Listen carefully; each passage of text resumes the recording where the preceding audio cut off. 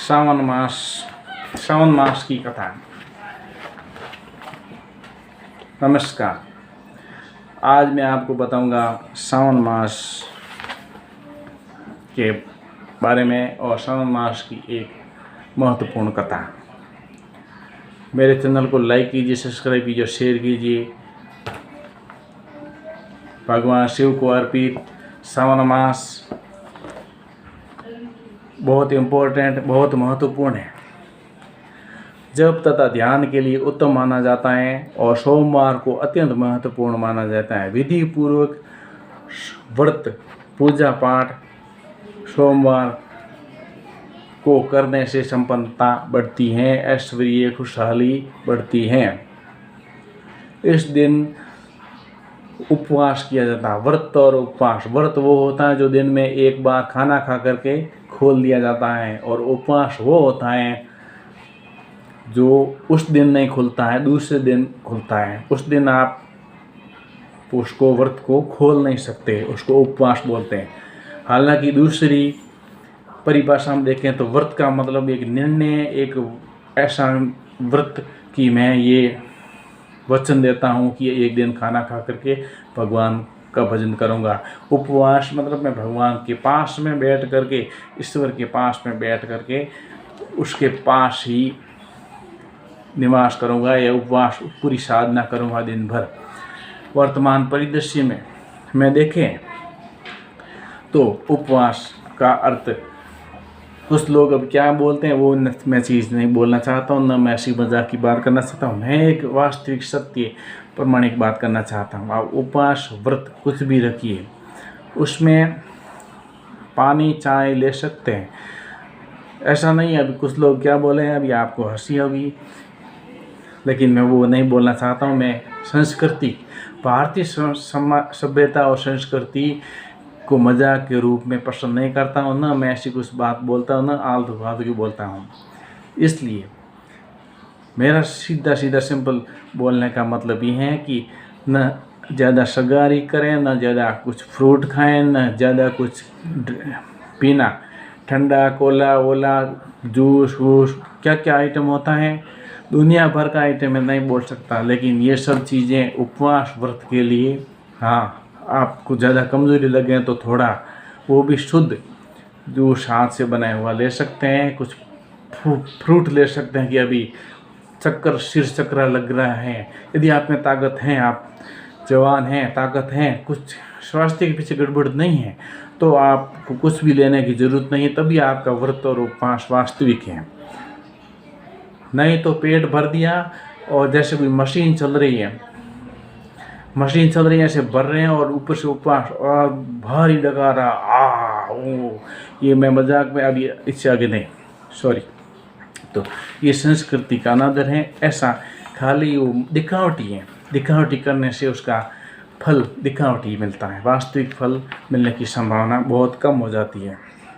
शिव जी को प्रसन्न करने के लिए और वैवाहिक सुखता के लिए ये व्रत किया जाता है और ये उपवास किया जाता है। व्रत की जगह आप उपवास समझिए। इस दिन शिवलिंग की पूजा में जल और बिल्व पत्र को फूल के साथ में शिवलिंग पर चढ़ा करके उसमें धीरे धीरे जल की धारा को शिवलिंग पर चढ़ाएं और शिव मंत्र ओम नमः शिवाय केवल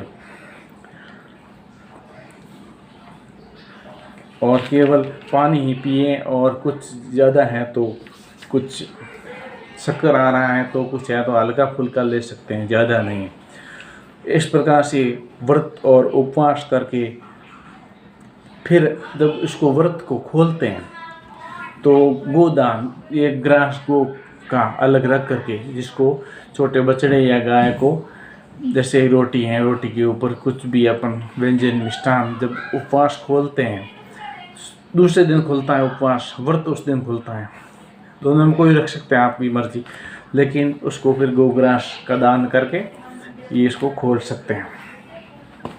तो ये इसका महत्व है। अब इसमें महत्व तो है, लेकिन आजकल उसमें और उसको बढ़ावा देने के लिए एक कथा आती है कि एक कोई पुराने ज़माने में एक बुढ़िया रहती थी, जिसके घर में ठीक ठाक वातावरण था, मतलब कुछ गरीब थी, कुछ ऐसा। वो बुढ़िया की बेटा था और बेटे की शादी कराई, एक बहू आई, लेकिन बहू बहुत सुलक्षणा थी और पतिव्रता थी। लेकिन जो बूढ़ी अम्मा थी वो भगवान को, ईश्वर को, किसी को नहीं मानती थी और कंजूस, ये धार्मिक और देवताओं पर पैसे खर्च करना, धार्मिक वातावरण में पैसे खर्च करना उसको अच्छा नहीं लगता था। इसके लिए वो ऐसी बातें बोलती थी। इसलिए उसकी बहू नहीं आई थी तो उसको डर करके ऐसा कुछ बता भी नहीं रही थी। लेकिन बहू अपने बचपन से ही जो पियर से, अपने संस्कारवान से संस्कार युक्त थी और शिव उपासना में रत थी। तो अब जब उसका सावन था, हालांकि उसका सावन पहला तो क्या पता पियर में हो गया था, लेकिन दूसरा सावन था। आजकल क्या है कि पहला सावन पत्नी पियर में रहती है। उसका कारण यही है कि वो भगवान शिव को, इसी कारण ये कहानी सुनिए, उसके बाद में इसका अर्थ आपको मालूम पड़ेगा। तो जब शायद दूसरा साल होगा ऐसा मानते हैं, या पहला भी हुआ तो उसके बाद में ये कहानी बन गई होगी। तो वो जब पानी लाने, पहले पुराने समय में मटका ऊपर, सिर पर ऊपर धारण करके दूर से पानी लाना पड़ता, कुएं से, बावड़ी से, तालाब से, सरोवर से, किधर से भी। तो वो घर से सुबह निकल, झाड़ू पोछा वगैरह वो घर का काम सुबह करके फिर पानी लाने जाती थी 9-10 बजे, 11 बजे। तो उस टाइम वो एक दिन पानी लाई और दूसरे दिन उसको एक मिली कोई पूजा की थाली सजाई हुई, कोई सजन स्त्री। हालांकि उसमें संस्कार पहले थे लेकिन किया नहीं किया, वो एक बात कहानी अलग है। लेकिन मैं उसने देख कर किसी का ऐसा बता रहा हूँ। तो 3-4 औरतें वो जो पड़ोस की थी वो थाली में पूरी सजा करके मिष्ठान वगैरह शिव जी मंदिर में जल ले करके मंदिर को जाती थी। तो उसने पूछा, शायद बच्चे, जब शादी होती थी तो बच्चे की उम्र होती है 18-20 साल, तो कुछ उत्सुकता होती है पूछने की क्या है ये थाली में, कहाँ जा रही हो और ये क्यों जा रही है, क्या फल मिलता है। तो उन औरतों ने बताया कि ये शिव प्राप्ति के लिए, शिव तत्व में अपना गुण आने के लिए या शिव तत्व को अर्पित करने के लिए, अपने शिव को वो शिव में मिलाने के लिए एक प्रक्रिया है, पूजा की विधि है, जिसमें हम व्रत करती हैं और व्रत करने के बाद में इसको हम व्रत खोलती हैं। तो इससे हमको पति में सद्गुण और घर की खुशहाली आती है और अमर तत्व की प्राप्ति, शिव तत्व की प्राप्ति होती है। जब अपना शरीर खत्म हो जाता है, दूसरा जन्म मनुष्य मिले, इसके लिए शिव तत्व, या तो मनुष्य मिले, शिव तत्व मिले, लेकिन जानवर या दूसरी 84 लाख यूनियन में नहीं पड़े, इसके लिए ये पूजा का विधान है। इस प्रकार से उसके मन में भी, नई दुल्हन के मन में विचार आया कि मैं भी जाऊं। तो ठीक है, चल ले बेटी। तो उसने भी, उसके पास कुछ पैसा नहीं था और न उस बुढ़िया ने दिया था, तो उसने ऐसे ही पूजा पाठ कर लिया। वो दूसरी जो आते थे उनका दीपक कुंकुम लेकर के और जल अर्पण करके शिवलिंग पर अर्पित कर दिया और पूजा कर दी एक दिन। और उसके हाथ में एक जो अंगूठी था तो सोने का, तो वो उसमें चढ़ा दिया। फिर दूसरे दिन भी ऐसा ही था, नहीं ऐसा 1 महीना पूरा श्रावण गया और लास्ट श्रावण था तो उसमें वो अंगूठी था वो चढ़ा दिया। लेकिन कुछ दिन बाद दूसरे दिन फिर ये सब बुढ़िया से, जो बुढ़िया औरत थी उससे छुपके उन्होंने सब, उस दुल्हन ने ऐसा किया, छुपा करके व्रत किया और उसके द्वारा जो फिर अंगूठी को शिव जी को अर्पित कर दिया। क्योंकि कुछ दूध दान देना पड़ता लास्ट सोमवार को, जो 4 सोमवार होते हैं, कभी 5 सोमवार होते हैं। तो जो भी अपन तन मन धन अर्पित जो भावना है वो तन में, तो तन आ गया, मन में पूरा मन लगा कि पूजा पाठ व्रत किया, और धन के रूप में कुछ देने का तो अंगूठी थी जो शादी में मिली थी वो भी शिव जी को अर्पित कर दी।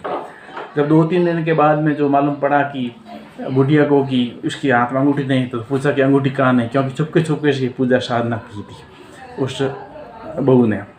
तो उसने बोला कहीं गिर गई होगी, आप ढूंढो। तो कहाँ गिरी होगी कि थेपड़ियों में गिर गई होगी। तो बुढ़िया ने पूरी थेपड़ियाँ निकालने की कोशिश करने लगी तो एक थेपड़ी में उसको अंगूठी मिल गई। फिर दूसरी थेपड़ी निकली तो उसमें निकली, जितनी थेपड़ियाँ थी 100-200 सब में एक एक अंगूठी निकल गई, यानी कि पर्चा मिल गया। तब उसने बुढ़िया ने कहा कि ये ऐसा कैसे हुआ। तब उसने सच्ची बात बताई कि ये सब शिव कृपा से हुआ और मैंने एक अपनी जो अंगूठी थी वो शिव जी को अर्पित कर दी, उसके एवज में मुझे ये सब इतना सारी अंगूठियाँ मिल गई हैं। तो उसने बुढ़िया ने भी मान लिया कि हाँ शिव तत्व वास्तव में दुनिया में है और ये अपन को प्रसाद दे सकता है। जब ये प्रसाद दे सकता है तो ये लोग से दूसरे लोग जब अपनी आत्मिक यात्रा होती है तो उसमें भी अपनी आत्मा को आगे बढ़ाने की कोशिश ये अपनी भावना के द्वारा कर सकते हैं। इसलिए ये कहानी शिव तत्व और शिव महत्व के लिए बहुत उन्नत उच्च कोटि की है। तो अपने को भी ये सावन में शिव जी के व्रत उपवास इस महत्व से करना चाहिए। अपना एक तो शरीर शुद्ध हो जाता है, दूसरी अपनी भावना शिव तत्व में विलीन होने की रहती है और तीसरा खुशहाली जीवन में खुशहाली बरकत और संपन्नता और फिर उसके पति और पूरे परिवार बुढ़िया और बहू की पूरी खुशहाली और संपन्नता आ गई। तो अपन को भी ऐसी संपन्नता खुशहाली और अपने आगे की आत्मिक यात्रा के लिए अच्छे कल्याण के लिए शिव तत्व प्राप्ति के लिए ये सावन का महत्व और सावन का उपवास व्रत करना चाहिए और शिवलिंग को जल बिल्व पत्र अर्पित करके ओम नमः शिवाय करते हुए इस संसार का पालन पोषण करने वाले भगवान शिव को नमन। ओम नमः शिवाय।